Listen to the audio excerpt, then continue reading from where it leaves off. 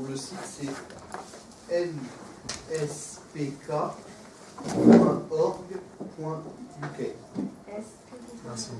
MSPK nspk.org.uk. Voilà. UK. UK. Parce que c'est. Elle est à Édimbourg. Donc pour l'instant, c'est encore UK. Ils sont pas encore passés au point des étages. Bonjour à tous.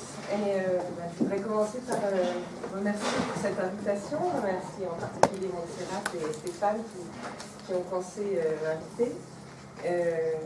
Et merci donc pour cette plage horaire de 30 minutes que vous me donnez. Alors, des fois, quand je suis concentrée, je ne regarde pas forcément l'heure. Donc, n'hésitez pas à me dire s'il reste plus que 5 minutes. D'accord.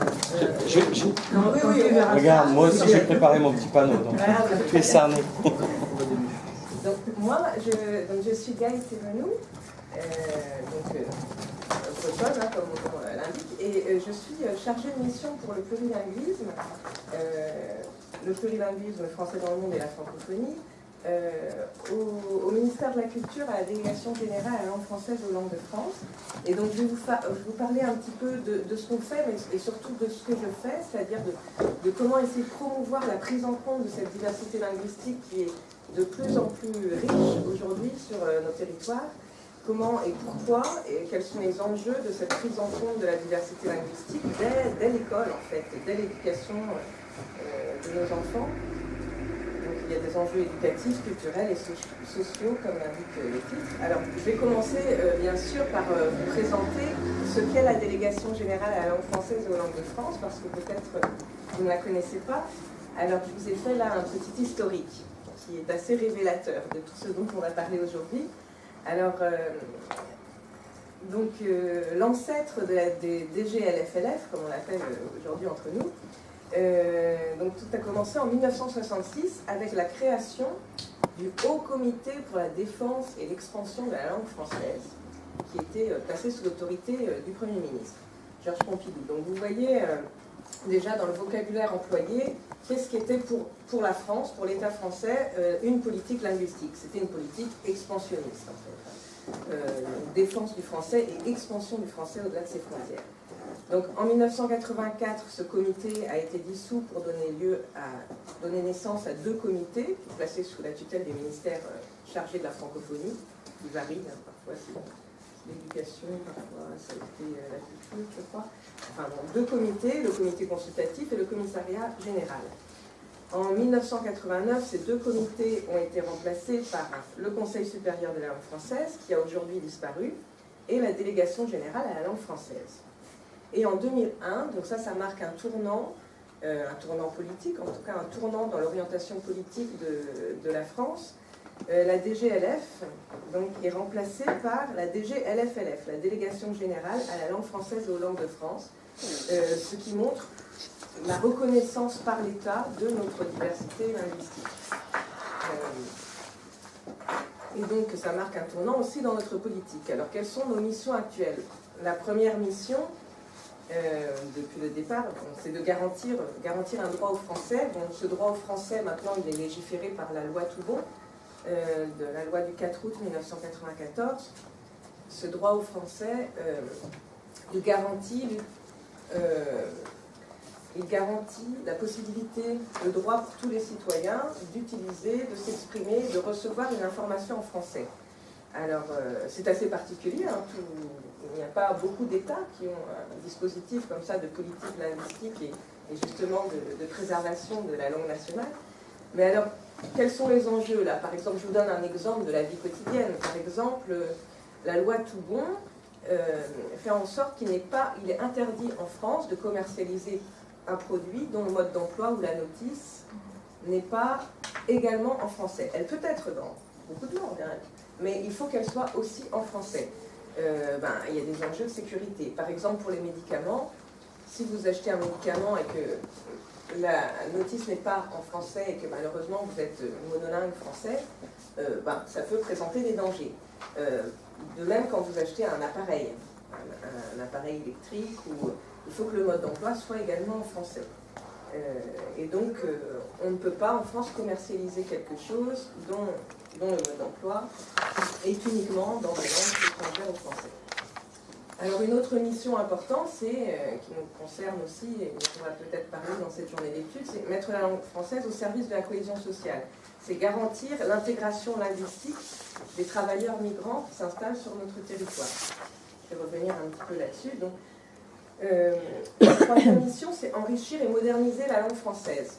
Donc nous avons une mission d'enrichissement de la langue française. En fait, nous avons quelques terminologues dans notre équipe qui travaillent dans des commissions de terminologie avec des spécialistes, avec des académiciens.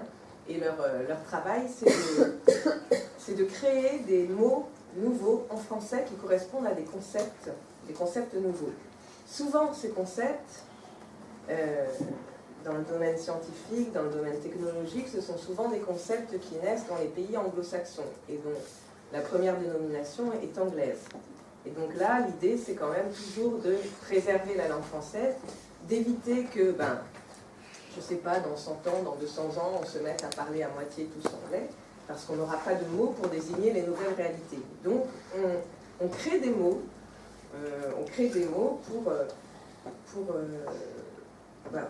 pour avoir des correspondants aux mots anglais. Je vous donne un mot récent, par exemple, de l'année dernière, le mot hashtag. Vous savez, quand vous tweetez, hashtag, il ne faut plus dire hashtag, il faut dire mot dièse.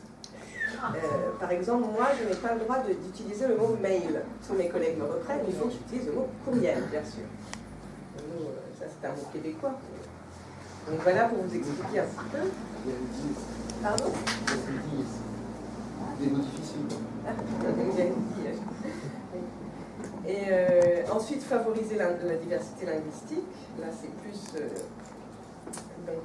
ça concerne plus mes missions et je vais revenir là-dessus. Et aussi promouvoir et valoriser ce qu'on appelle les langues de France. Alors, les langues de France, elles ont été répertoriées. Entre nous, quand on parle de langues de France, on parle d'une liste précise des langues de France, une liste qui est tout à fait discutable, d'ailleurs.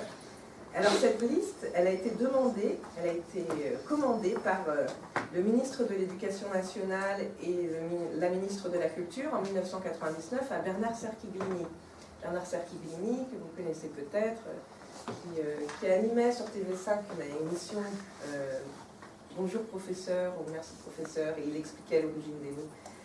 C'est quelqu'un d'extrêmement sympathique qui est aujourd'hui recteur de l'Agence universitaire de la francophonie, qui a été délégué général à la langue française et aux langues de France. Et donc on lui a confié cette mission de répertorier les langues de France. Et il en a répertorié à l'époque 75. Je ne sais pas si vous connaissez cette liste. Non ? Si. Oui. Alors, parmi ces 75 listes, ces 75 langues, la plupart sont des langues parlées dans nos territoires français d'outre-mer, qui sont beaucoup plus riches en diversité linguistique que notre territoire hexagonal. Et sinon, bien sûr, cette liste comptabilise toutes les langues régionales parlées en France, le breton par exemple. Il y a quelque chose qui n'est pas tout à fait satisfaisant, c'est que Bernard Cerquiglini a compté comme une langue à part chaque langue d'Oïl. Par exemple, le picard, c'est une langue dans sa liste. Par contre, il n'a compté qu'une seule langue pour l'occitan. Alors, les occitanistes ne sont pas très contents parce qu'il y a évidemment plein de variantes dans l'occitan. Donc voilà, c'est pour ça qu'on peut toujours discuter cette liste. Et dans cette liste, il a aussi comptabilisé 5 langues qui ne sont pas des langues territoriales, mais qu'on considère maintenant comme faisant partie de notre patrimoine parce qu'elles sont parlées massivement et depuis longtemps en France. Donc ces 6 langues, ce sont l'arabe dialectal, le berbère, le romani, l'arménien, le yiddish et le judéo-espagnol. Et maintenant, cette liste compte depuis plus récemment 76 langues parce qu'on y a intégré la langue des signes française, qu'on considère comme une des langues de France. Alors,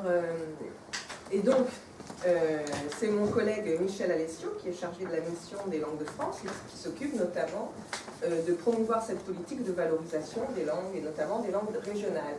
Et donc j'ai apporté un petit code qui a été réalisé justement l'année passée par nos soins sous la direction de notre ministre de l'époque, Aurélie Filippetti.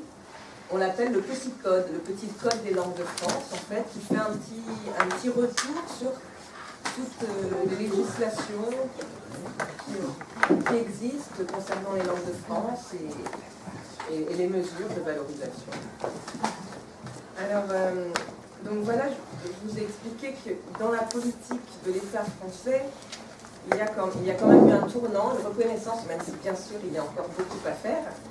Et là, je reprends une phrase que le délégué général, mon chef, le délégué général à la langue française aux langues de France, Xavier Nort, répétait souvent ces derniers temps. Alors, il n'est plus un délégué général, il a été promu inspecteur général des affaires culturelles et actuellement on est dans l'attente d'un nouveau délégué général. Et donc, Xavier Nort disait, mais en fait, une politique linguistique aujourd'hui, une politique linguistique ne peut plus être la politique d'une langue, mais forcément doit prendre en compte la diversité des langues et le contact entre ces langues. Et donc une politique linguistique aujourd'hui ne peut être qu'une politique du contact entre les langues. Et donc on part du principe que toutes les langues ont la même valeur, ce qui est déjà un pas en avant par rapport à notre histoire linguistique. Par contre, toutes les langues n'ont pas le même statut. C'est le français qui va revêtir un statut particulier comme langue de la République, donc le statut de langue commune, langue nationale. On part aussi du principe que la langue est le signe le plus fort d'appartenance à une communauté. Donc c'est pour ça aussi qu'on est rattaché au ministère de la Culture. Ça n'a pas toujours été le cas. À un moment, on était rattaché au service du Premier ministre parce qu'on a une vocation interministérielle. On travaille notamment avec l'Éducation nationale ou avec le ministère de l'Intérieur pour l'intégration des travailleurs migrants, par exemple. Mais bon, donc on est actuellement rattaché à la culture, puisque la langue est une composante de la culture. Et la langue, c'est aussi le signe le plus fort d'appartenance à une communauté. Je ne sais pas si vous êtes d'accord, mais... Et de là, je vais énoncer deux principes. L'importance de maintenir la pratique de sa langue d'origine et l'importance d'acquérir le français comme langue commune quand on vit en France. Mais malheureusement, je vais énoncer aussi un autre constat, les langues minoritaires, malgré ces progrès, sont toujours victimes de représentations négatives et pourtant, notamment les langues de l'immigration, notamment certaines langues de l'immigration, et pourtant ces langues, elles constituent un atout culturel, économique, qui est mésestimé. Donc c'est aussi notre mission de promouvoir toutes les portes que peuvent nous ouvrir cette richesse aujourd'hui, cette richesse linguistique que nous avons aujourd'hui sur notre territoire. Donc concernant l'intégration linguistique des travailleurs migrants, donc je ne vais pas m'attarder là-dessus parce que c'est ma collègue Claire Extramiana qui est chargée de la maîtrise de la langue française et de la lutte contre l'illettrisme. Mais donc nous menons un travail, et là notamment je vous cite le contrat d'accueil et d'intégration dans lequel la délégation générale à la langue française aux langues de France a été impliquée en partenariat avec le ministère de l'Intérieur, bien sûr. C'est le ministère de l'Intérieur qui pilote ça. Et donc, il y a eu tout un groupe de réflexion pour mieux accueillir les migrants et donc on a alloué des crédits à la formation linguistique des migrants pour qu'ils puissent, quand ils arrivent, les travailleurs migrants qui ont signé ce contrat d'accueil, qu'ils puissent bénéficier de cours de français gratuits qui peuvent aller jusqu'à plusieurs centaines d'heures, je crois 500 heures. On a créé un diplôme initial de langue française, le DILF, qui reconnaît les premières compétences d'une personne qui commence à apprendre le français. Mais comme ça, cette personne a déjà une reconnaissance de ses compétences. Et on a créé aussi un label français langue d'intégration qui labellise des centres de formation qui se sont spécialisés dans l'accueil de ce public. Et puis sinon, on mène un travail en partenariat avec l'Agence nationale de lutte contre l'illettrisme Et puis également, bien sûr, on coordonne des actions culturelles qui visent à mieux maîtriser la langue, hein, la maîtrise du français par l'action culturelle. Alors, moi, je vais vous parler maintenant un peu plus de ce que je fais, et un peu plus de pédagogie, en fait. Hein. Aujourd'hui, il est nécessaire de prendre en compte cette diversité linguistique. Alors, en plus, moi, je travaille à Paris, donc en Île-de-France, vous savez que la diversité linguistique est encore plus forte qu'ici. Il y a des classes où tous les enfants sont bilingues. Il y a des classes où plus d'une dizaine de langues sont représentées. Mais malheureusement, on n'a pas la tradition, on n'a pas l'habitude, et on ne sait pas toujours comment exploiter ce potentiel, exploiter toutes ces compétences linguistiques qu'ont les élèves. On a tendance plutôt à les gommer. Alors, on part de... Je vais vous indiquer quelques fausses certitudes, enfin, que vous connaissez. Bon, la langue est le ciment de la nation, l'unité linguistique est constitutive de l'unité nationale.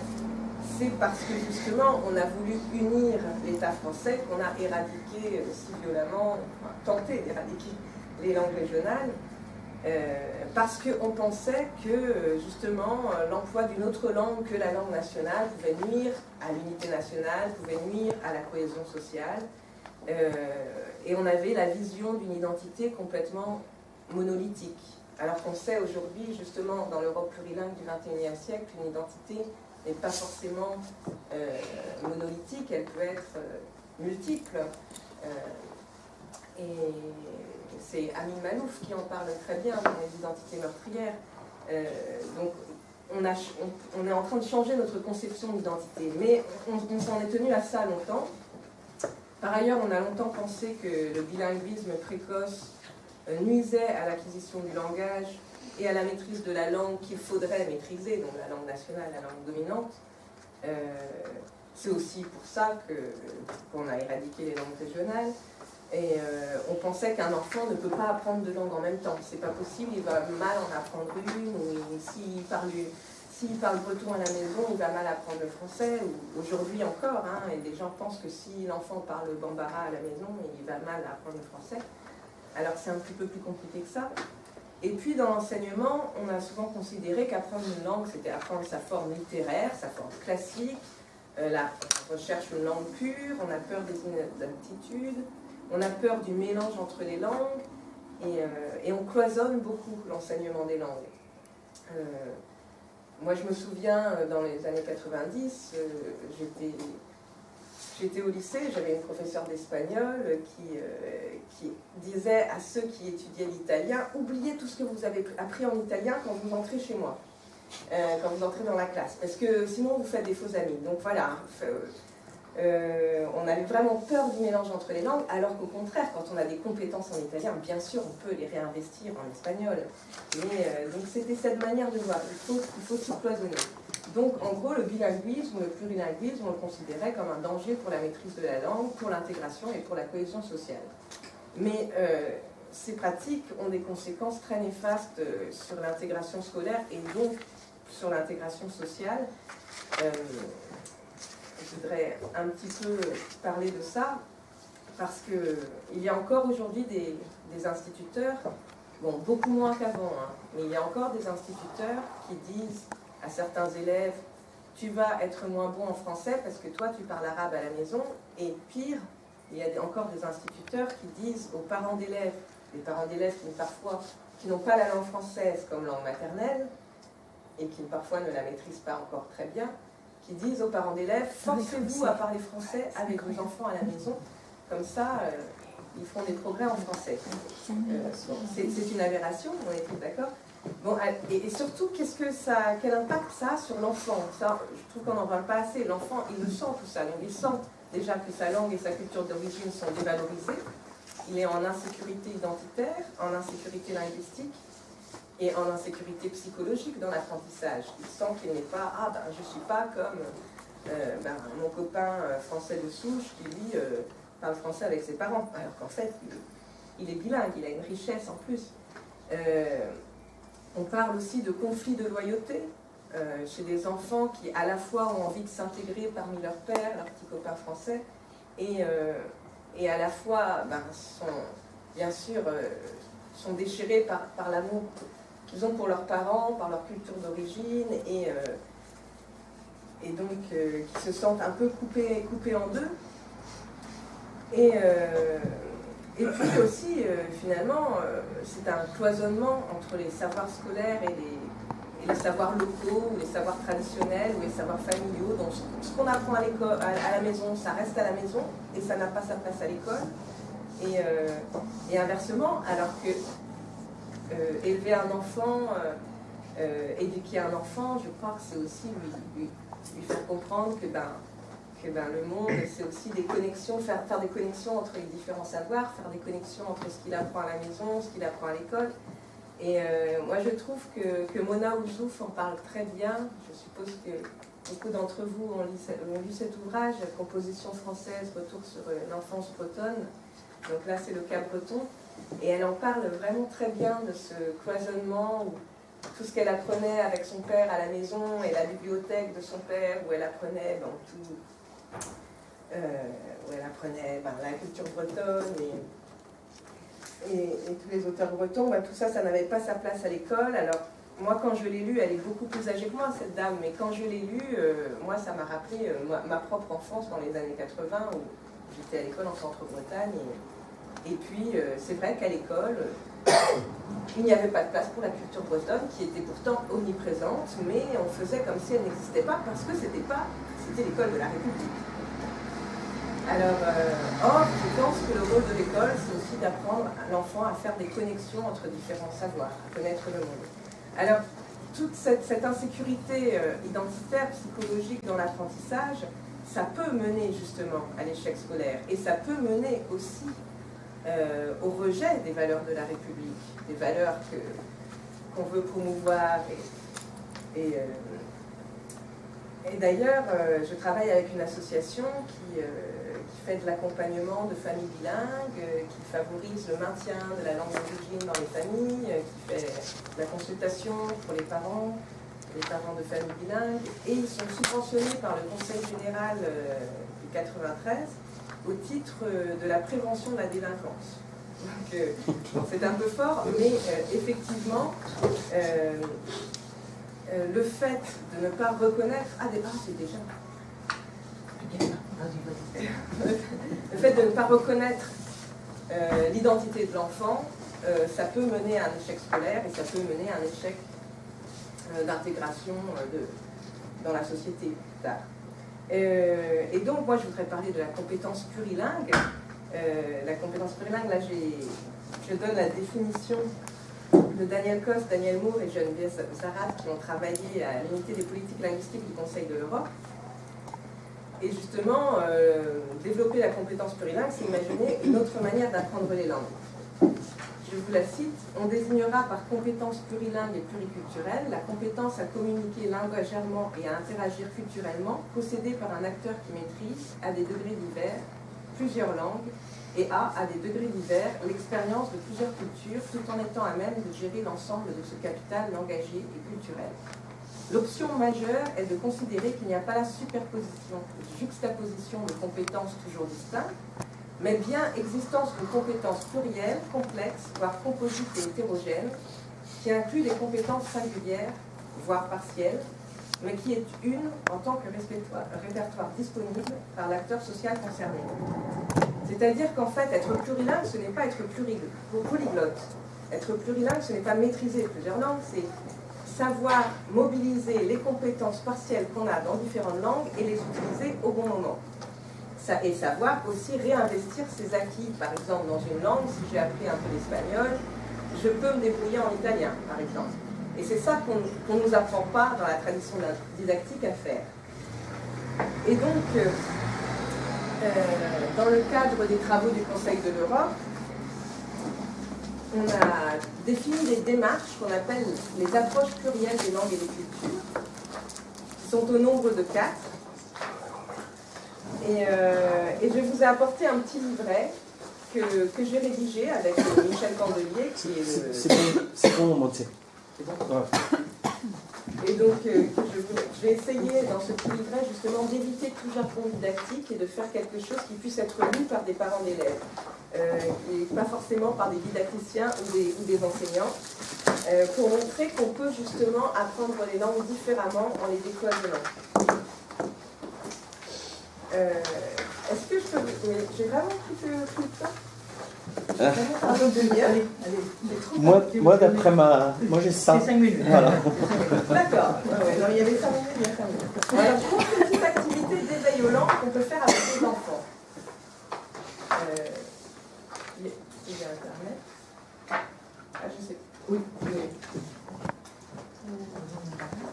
Oui.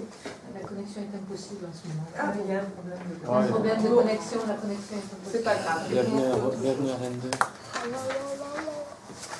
vas-y. Ça marche? Parfait, ça marche. Alors, je vous montre, par exemple, voilà un jeu de memory. Il y a plusieurs animaux. Parfois, il y a 2 animaux et parfois, il y en a un. Il faut retrouver le dessin à faire dans les cartes où le dessin manque. Et donc, et ça, c'est des activités que vous pouvez faire avec des enfants très jeunes. Hein.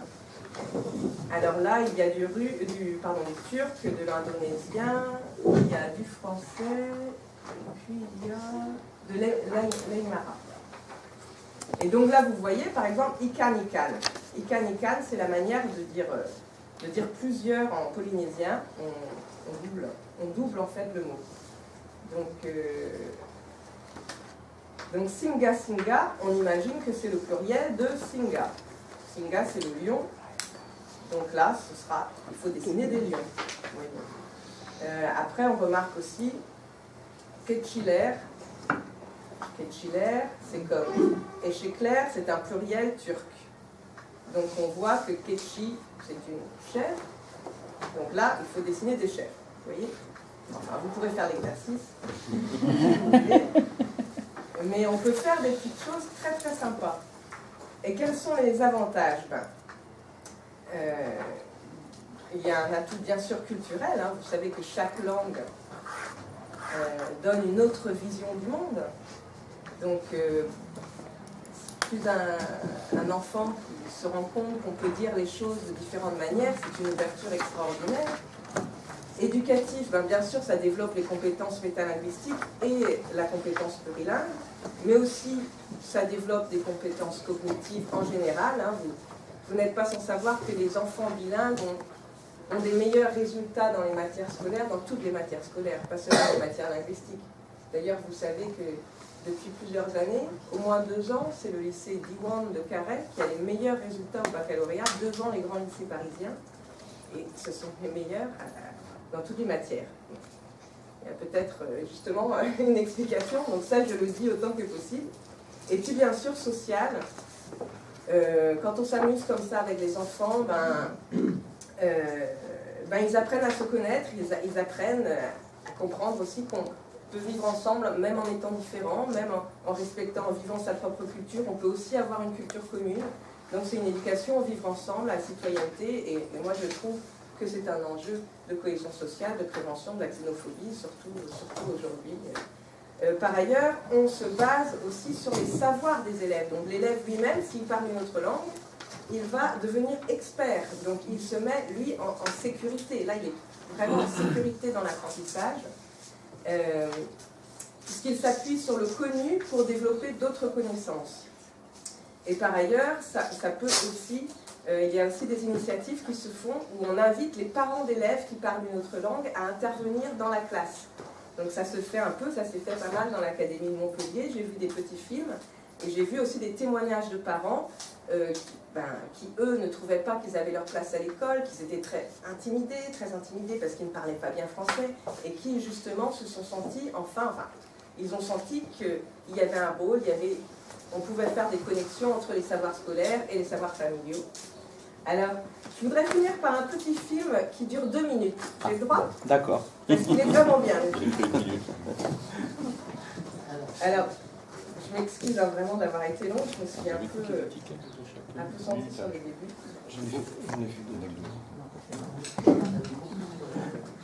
Ah oui, oui, oui. Ouais, c'est celui-là. Alors, je vous montre un petit film de ce qui a été réalisé dans une classe d'accueil. Vous allez voir, c'est formidable. Comment les enfants peuvent apprendre différemment.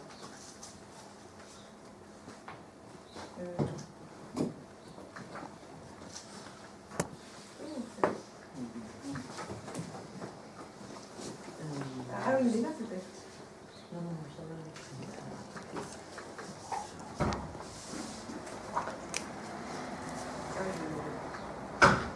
Non, il veut pas.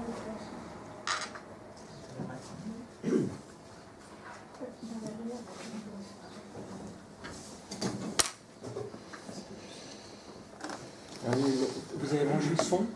Oui, mais là, il... Ah. Non, il n'y a pas de son, justement. Voilà. Est-ce que c'est branché le son dans le côté de... Si, si. Oui. Non, mais là, il n'y a pas beaucoup de son. Volume. Non, mais c'est le soleil. Ah, Là où il y a le, mettre au début. le vert en bas à droite. On va le faire. Comment on l'a au début? Son son, c'est la publicité. Tout à l'heure, il y avait le son. Ah, tout est à fond. C'est peut-être le son du documentaire qui est... Oui, oui, je voulais le mettre, mais l'icône a disparu. Le son du logiciel. Le son du logiciel. Pour avoir un clip pour voir son. Qui est d'Averitt. Ouais, mais elle est désolée, elle fait comme un bout de baricot. On a bu d'abord. Ouais. Derrière, c'est dommage. Sinon, on peut essayer à un autre moment. Hein. Il y a tout à l'heure quand. Non, non, c'est pas ça. Si tu fais un clip pour sur le dimanche,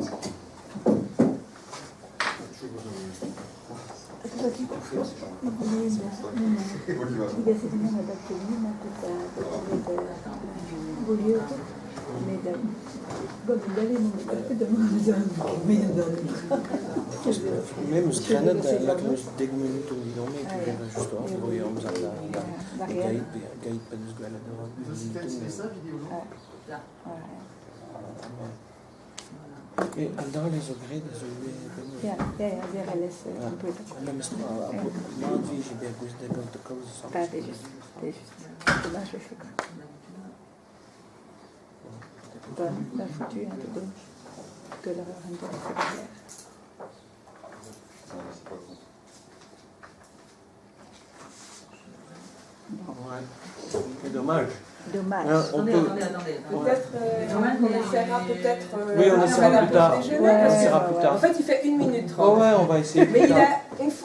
il est assez percutant. Une fois qu'on aura réglé le problème Tu as- technique. Tu l'as sur internet sinon, t'as un lien? Ah oui, oui, Ouais, on peut parce aussi. que ça peut être ça Oui, aussi mais au cas sur où. Internet, il y a le film en entier. Ah d'accord. En fait, T'as c'est extrait. un film qui s'appelle Comparons nos langues, qui a été réalisé par une universitaire qui s'appelle Nathalie Auger, et qui montre qu'un enseignant qui enseigne le français en partant à une classe d'accueil, en partant de leurs compétences à eux dans leur langue. Et en fait, c'est de l'approche contrastive, en fait. On compare les langues des élèves et la langue française, et vous pouvez voir comment les élèves sont motivés, se sentent concernés, parce qu'ils partent de ce qu'ils connaissent. Bravo, Benoît. Si, bien pour Ah, c'était le vidéoprojecteur. Anne Guarzin m'a dit tout à l'heure que Cédric, les techniciens de l'université Marie, pensent Cédric, voilà. tout Pour remplacer. remplacer ici et nous faire contribuer financièrement. Ah, c'est gentil. Chacun de nos labos. Sinon, Est-ce que vous entendez quelque chose sur le Oui, oui. Toi aussi. Hein. Les chaises sur lesquelles vous êtes assis sont financées par nos labos aussi. En français, on ne va pas dire go, on va dire la go. Devant le nom de chose, eh bien, on utilise un petit mot qui s'appelle article. Voilà. C'est ce mot qui va me dire si ce nom est au féminin ou s'il est au masculin. C'est ce mot aussi qui va me permettre de savoir si c'est du pluriel ou du singulier. D'accord? Et vous ne l'avez pas mis. Parce qu'en russe, il y a la fin, il y a comme il y a plusieurs, c'est I, et comme Le pluriel, c'est I. oui, pluriel. Oui. Et U, oh, c'est pas beaucoup. C'est 50, c'est comme ça. Bon, alors écoute, je vais le monter, je vais prendre un élément. Et donc, marquer ce que tu me dis en russe sur le pluriel. Donc c'est la lettre I. Ah, c'est pratique, dis-moi pour écrire. Tu l'entends, cette marque pluriel? Est-ce qu'en français, si je dis gomme, est-ce que vous savez si c'est au pluriel ou c'est... Non, c'est les gommes, c'est comme ça. Ah, ce mot qui va nous annoncer s'il y en a un seul ou s'il y en a plusieurs. Mais en plus, à la fin, il y aura aussi, comme en russe, une lettre. Quelle lettre? S. Est-ce qu'on l'entend? Ils sont mignons, hein. Quel français. Ben, merci beaucoup. Et Merci, vraiment, je suis Gaëlle. désolée. Non, non.